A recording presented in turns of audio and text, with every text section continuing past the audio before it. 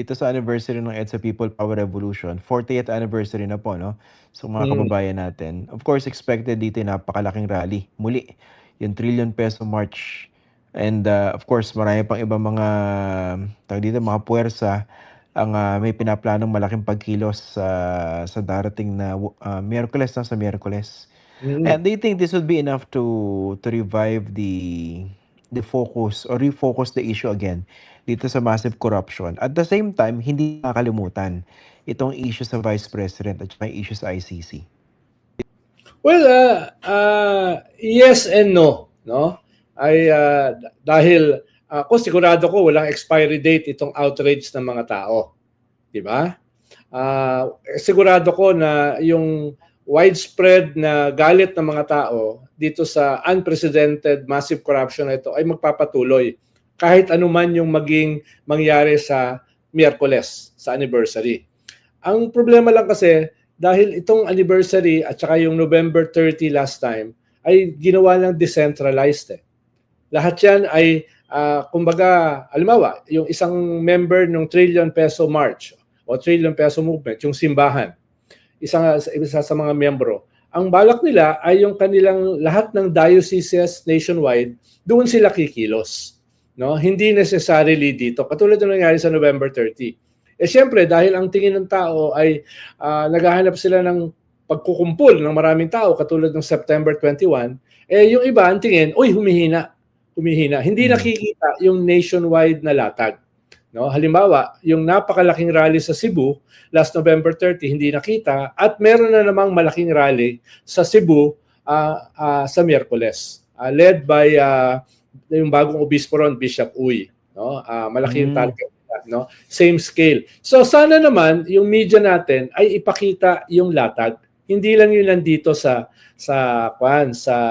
People Power Monument o dito lang sa EDSA Shrine. Para hindi ma-confuse yung mga tao. Uy, lumiliit. Uy, pero ang hindi nakikita ay lumalawak, nagiging nationwide. Yeah. So yun sana yung part. Ikalawa, halimbawa, today, nagkaroon ng meeting yung DPWH at yung simbahan at yung Mayors for Good Governance para pag-usapan na dapat i-sustain ito. Itong pag-monitor, itong transparency dito sa mga anti-corruption projects na ito, kahit parang in limbo yung ICI. No? Kahit hindi na deliver yung promisa ng gobyerno last December, kailangan magpatuloy ito. At yun yung pirmahan na ginawa nila kanina. Yung mga obispo, yung Mayors for Good Governance, at saka yung DPWH. Ibig sabihin, may mga iba pang mga larangan na nagpapatuloy ito na usually hindi masyadong dramatic pero nandyan, nangyayari. No? Halimbawa, itong parating na EDSA, ang mensahe dyan hindi lang anti-corruption. Ang mensahe rin dyan, impunity, anti-impunity. Halimbawa, yung hearing kanina sa ICC, malinaw yung sinabi ni Attorney Butuyan. No? Kung walang mangyayari dito by some chance na itong confirmation hearing na ito ay pumabor sa mga Duterte, na yung probability ay hindi. No, yung probability ay hindi. Pero yung argument na ginamit ni Attorney Butuyan ay mismo yung ating dating Justice Secretary na ngayon ay ombudsman, head ng ombudsman, ay sinasabi walang pag-asa na magpatuloy ang kaso dito sa domestic justice natin. Dahil lahat ng ebidensya na pwedeng gamitin, ang ginamit niyang salita, erased. Ang sinabi mismo ni Secretary Boying Remulla nung siya ay Justice Secretary, na erased na. Police files, no, scene of the crime evidence, autopsy reports, etc., medical reports, it no longer exists.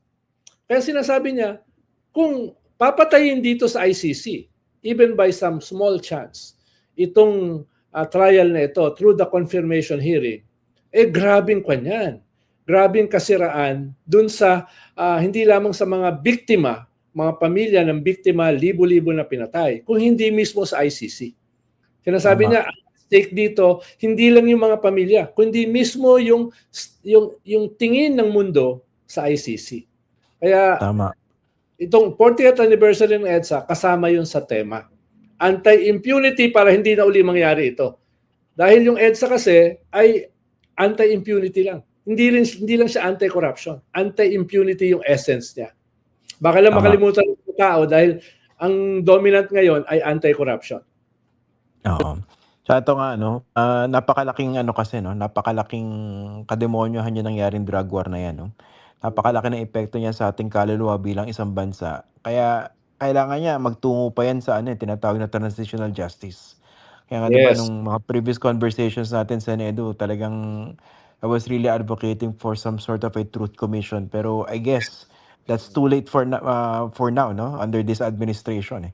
Hindi siya naging priority, eh. So tama lang na talagang litisin 'yan sa ICC. Pero sana meron pa ring mga hakbang na gawin dito sa ating bansa para magkaroon tayong tinatawag na national healing. Kasi ngayon 'pag nakikita natin yung mga comments sa mga tao, ang dami talaga naging demonyo lalo, 'no? Hmm.